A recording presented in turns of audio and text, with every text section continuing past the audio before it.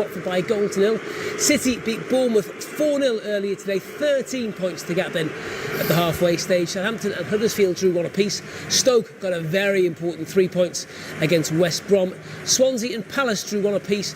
Newcastle won for the first time in 9 against West Ham in London today. Tottenham have beaten Burnley by 3 goals. A hat-trick for Harry Kane there, and it's finished 2-2 at the King Power Stadium between Leicester and Manchester United.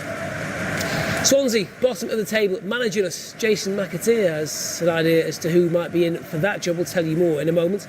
West Brom and Bournemouth both lost today. They're in the bottom 3. West Ham and Palace slipping as Newcastle move up to 15th after that win in East London today. Stoke also victorious. A very important win for Mark Hughes' team. Southampton, Brighton and Huddersfield make up the bottom half. Into the top then, Watford, Everton, Leicester with that late point. Burnley dropping after defeat to Spurs today, who jumped ahead of North London rivals Arsenal. Then Liverpool, Chelsea, United and City top of the pile at the halfway stage. No rest for the Premier League teams on Tuesday. All of this coming your way live on beIN Sports. Spurs host Southampton. Bournemouth against West Ham. Chelsea host Brighton. Huddersfield up against Stoke. Both sides needing the points at the wrong end of the table there.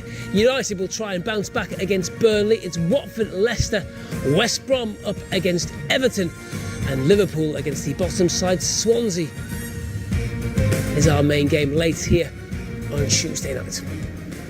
Jason McAteer and Trevor Stephen here in the beIN Sports studio. We just were saying it's very difficult to make a case that Leicester deserved anything out of that game, but Jose Mourinho will not believe what happened in stoppage time there. Classic case of you don't always get what you deserve, Andy, isn't it? You're right, I don't think Leicester really deserve anything from the game. They huffed and puffed. Didn't really create anything apart from the breakaway goal, which was that bit of quality. And here they fortunately just throw it into the box, and it's fortunate that it's deep.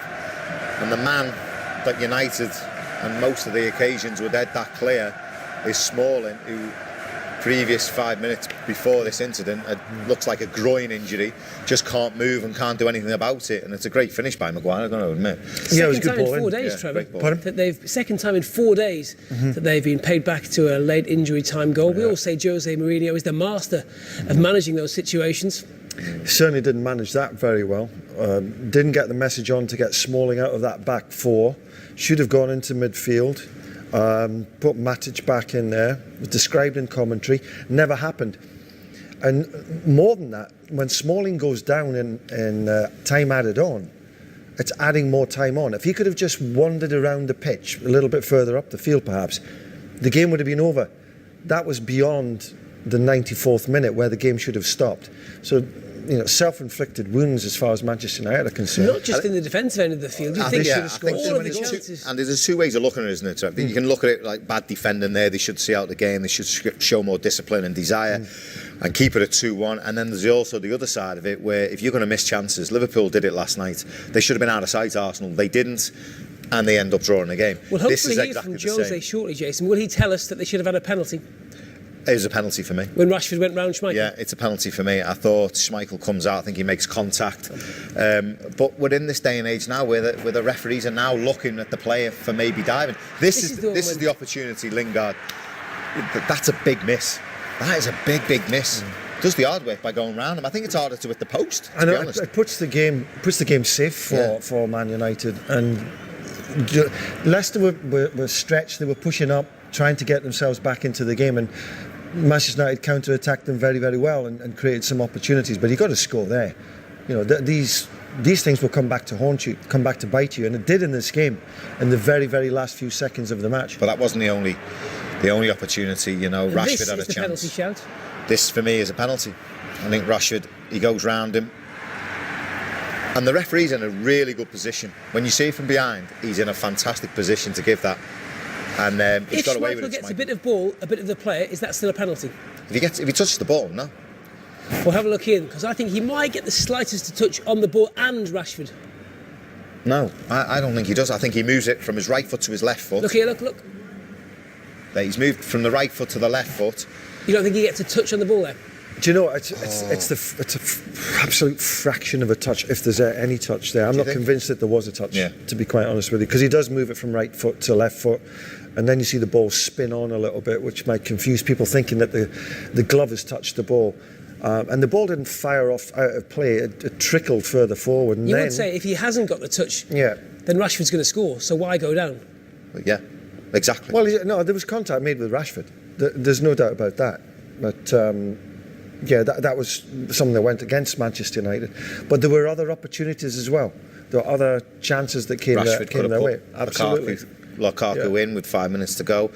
It was a simple, and you got to be honest, Lukaku has broke a sweat to get up and get it into that position. All he had to do was outside of the right boot, put him in. He's clean through one-on-one. So I think Jose will look at it from two aspects. One, that they should have showed more desire, and two, they should have finished them off earlier. Continue this conversation in a moment. We'll take a short break. When we come back, we'll hopefully hear from the Manchester United boss as Leicester snatch a last-minute point. 2-2 is finished at the King Power. We'll look back at the best of this one and the rest of the day's football with Jason and Trevor in a couple of minutes. We were punished in 2 points in an easy match to win. Thanks, Jose. Thank you. Philosophical from Jose Mourinho. 13 points the gap between City and United. That's the largest ever gap on Christmas Day between first and second in the Premier League. Is that a fair reflection of the gap between City and United this season? I think Jose, I said at the top of the show, I think Jose will look at it and think in any other season they'd be sitting top of the league. I mentioned it before, the goals, the amount of goals they've scored, the points that they've accumulated at this stage, is higher than 16 Premier League winning teams Alex Ferguson put together out of 27. We'll probably look at it and think, will it be disappointed? But on the flip side, we're all judging everybody else to how good Man City are, and they're just an exceptional team this season, and no one can get near them. And it's a shame, really, that we're judging everyone else by Manchester City, because they are exceptional. And he'd be really, really disappointed. There was a calmness about him there, wasn't it? I think an acceptance. Aside from Jamie Vardy's early goal, United dominated this game. Very special goal for Jamie Vardy, of course, his 50th in the Premier League, his first also coming against Manchester United. This seemed like it might be the only highlight for Leicester. Well, it pretty well was until the last minute of the game, because they didn't create that many opportunities. Do you remember things like this if you're Jamie Vardy? Is this a landmark that you look back on, or do you not think about these sorts of things as a player? Of course, it's a landmark, but and the coincidence that he scored his first and his 50th against Manchester United, which was quite unusual. But he shows he can finish off goals very, very comfortably, and he's very cool, calm, collected in the penalty area. Man United had to got back into it before half time. And Juan Mata, I thought, kept Man U going in the first half. There wasn't that much else coming from the midfield area.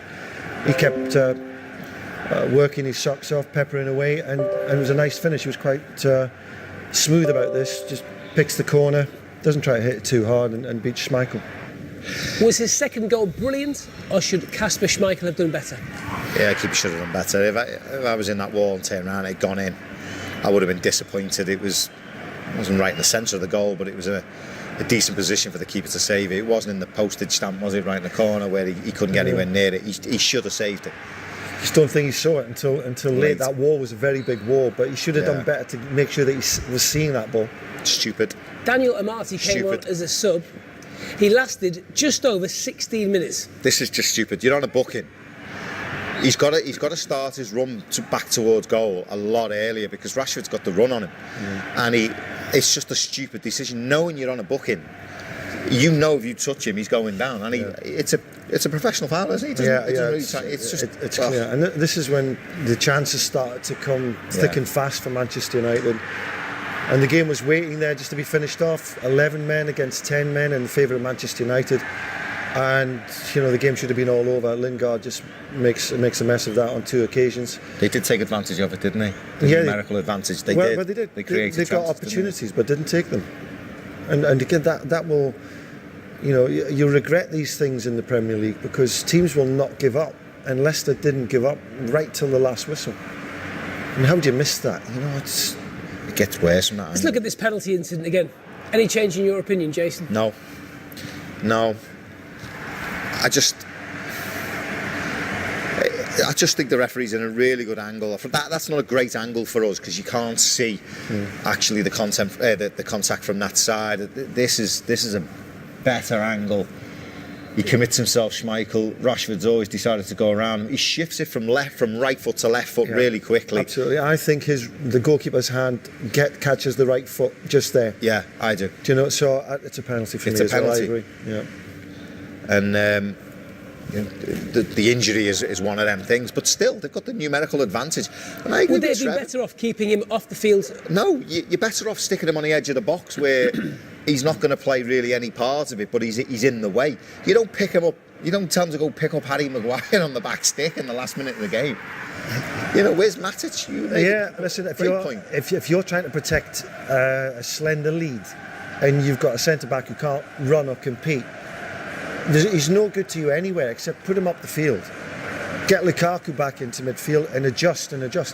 Now, in that interview that Mourinho we just saw with Mourinho, he was really given a little bit of a sideways bit of stick to his team about being immature and not reacting and not sorting it out. He should have been the man to sort it out.